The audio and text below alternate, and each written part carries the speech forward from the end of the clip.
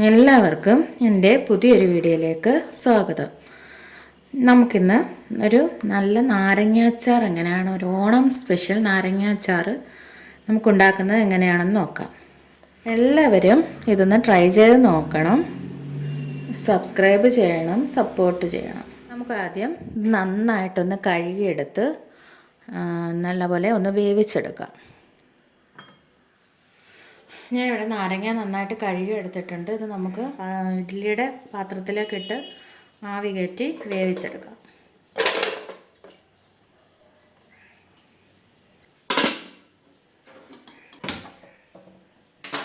നമ്മുടെ നാരങ്ങ നന്നായിട്ട് വെന്ത് വന്നിട്ടുണ്ട്.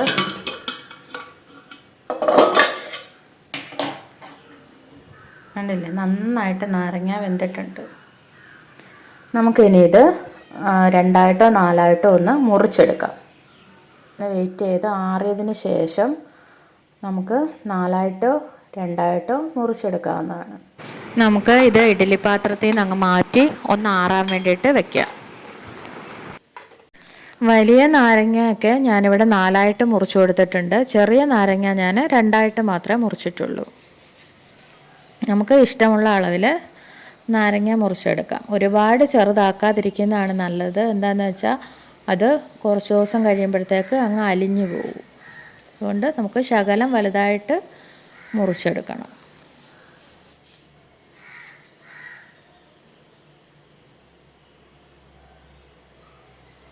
ഇവിടെ നന്നായിട്ടിത് അരിഞ്ഞെടുത്തിട്ടുണ്ട്.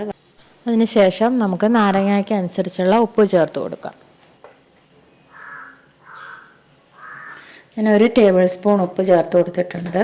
നമുക്ക് ആവശ്യമാണെന്നുണ്ടെങ്കിൽ പിന്നീട് ചേർക്കാം.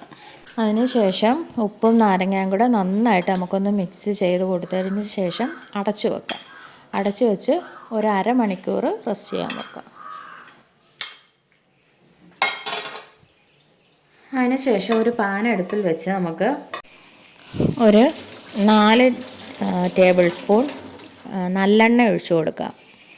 ഞാനിവിടെ 1/2 കിലോ നാരങ്ങ ആയതുകൊണ്ടാണ് 4 ടേബിൾ സ്പൂൺ എണ്ണ ഒഴിച്ചു കൊടുക്കുന്നത്. അതിൽ കൂടുതലുണ്ടെങ്കിൽ അതിൻ്റെ അനുസരിച്ച് എണ്ണ ഒഴിച്ചു കൊടുക്കണം.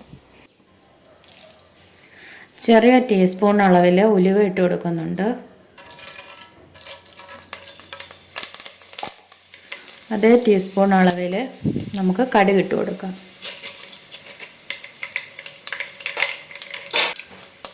അതിനുശേഷം കറിവേപ്പില ഇട്ട് കൊടുക്കാം.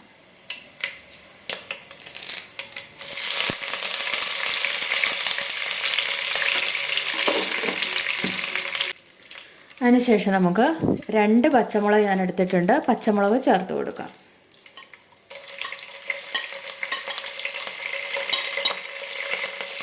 നമുക്ക് അടുത്തായിട്ട് ഇഞ്ചിയും വെളുത്തുള്ളിയും ചതച്ചത് ചേർത്ത് കൊടുക്കാം. ഞാനിവിടെ വലിയൊരു വിരലിൻ്റെ നീളത്തിലുള്ള ഒരു കഷ്ണം ഇഞ്ചിയും 1 കുടം വെളുത്തുള്ളിയുമാണ് എടുത്തിട്ടുള്ളത്. നമുക്കത് ചതച്ചത് ചേർത്ത് കൊടുക്കാം. നമുക്ക് നന്നായിട്ട് ഇതൊന്ന് മൂപ്പിച്ചെടുക്കാം. ഇഞ്ചിയും വെളുത്തുള്ളിയൊക്കെ നന്നായിട്ട് മൂത്ത് വരുന്ന വരെ നമുക്ക് ഇത് വഴറ്റി കൊടുക്കാം.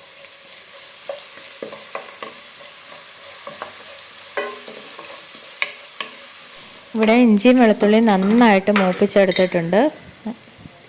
അടുത്തായിട്ട് 1/2 ടീസ്പൂൺ മഞ്ഞൾപ്പൊടി.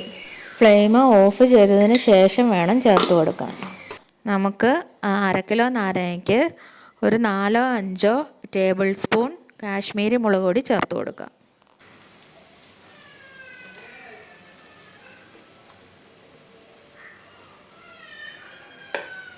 ഇവിടെ 4 സ്പൂൺ മുളക് ഇട്ടിട്ടുണ്ട്. നമ്മൾ പച്ചമുളക് 2 എണ്ണം ഇട്ടിട്ടുണ്ട്. അതുകൊണ്ട് കാശ്മീരി ചില്ലി മുളക് പൊടി വേണം ഇട്ട് കൊടുക്കാൻ, അല്ലെങ്കിൽ ഭയങ്കര എരിവായിരിക്കും. ഇതായിട്ട് നമുക്ക് നന്നായിട്ടൊന്ന് മിക്സ് ചെയ്ത് കൊടുക്കാം. ഒന്ന് പച്ചമണം മാറുന്ന വരെ ഒന്ന് വറുത്തെടുക്കാം. ഫ്ലെയിം ഓഫാക്കിയതിന് ശേഷം വേണം നമ്മൾ പൊടികൾ ഇട്ട് കൊടുക്കാൻ, അല്ലെങ്കിൽ കരിഞ്ഞു പോകും. അതുകൊണ്ട് ഫ്ലെയിം ഓഫാക്കിയതിന് ശേഷം നമുക്ക് മഞ്ഞൾപ്പൊടിയും മുളക് പൊടിയൊക്കെ ഓഫാക്കിയതിന് ശേഷമാണ് ഞാൻ ഇട്ട് കൊടുത്തത്. ഇതായിട്ട് നമുക്ക് കായപ്പൊടി ചേർത്ത് കൊടുക്കാം.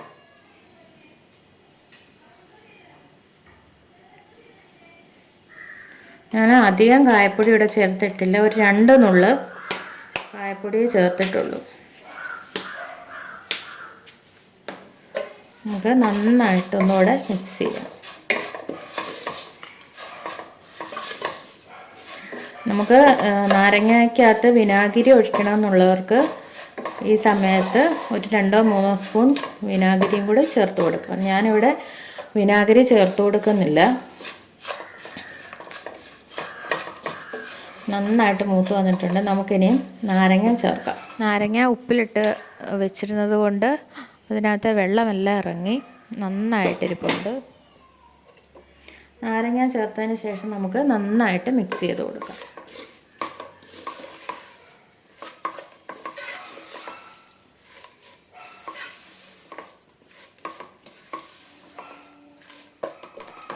കണ്ടില്ലേ, ഇതിനകത്തിലെ വെള്ളമൊക്കെ നന്നായിട്ട് ഇറങ്ങി വന്നിട്ടുണ്ട്.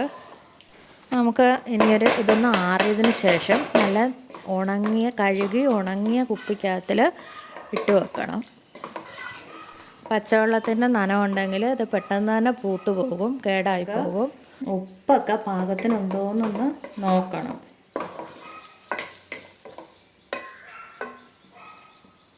നല്ല പാകത്തിനുണ്ട് ഇവിടെ. നമുക്കൊരു അരമണിക്കൂറോ 1 മണിക്കൂർ തണുക്കുന്നത് വരെ നമുക്കൊന്ന് അടച്ച് വെക്കാം. ഇതൊന്ന് നന്നായിട്ട് തണുത്തതിന് ശേഷം മാത്രം നമ്മൾ കഴുകി ഉണക്കിയ ഒട്ടും വെള്ളമില്ലാത്ത കുപ്പിക്കകത്തിൽ ആക്കി സൂക്ഷിച്ച് വെച്ചേക്കാം. നല്ല എളുപ്പത്തിലുള്ള ടേസ്റ്റി ആയിട്ടുള്ള ഒരു നാരങ്ങാച്ചാറാണ് ഞാനിവിടെ കാണിച്ചത്. എന്തായാലും എല്ലാവരും ഓണത്തിന് ഇതൊന്ന് ട്രൈ ചെയ്ത് നോക്കണം. സബ്സ്ക്രൈബ് ചെയ്യണം, സപ്പോർട്ട് ചെയ്യണം. Thank you.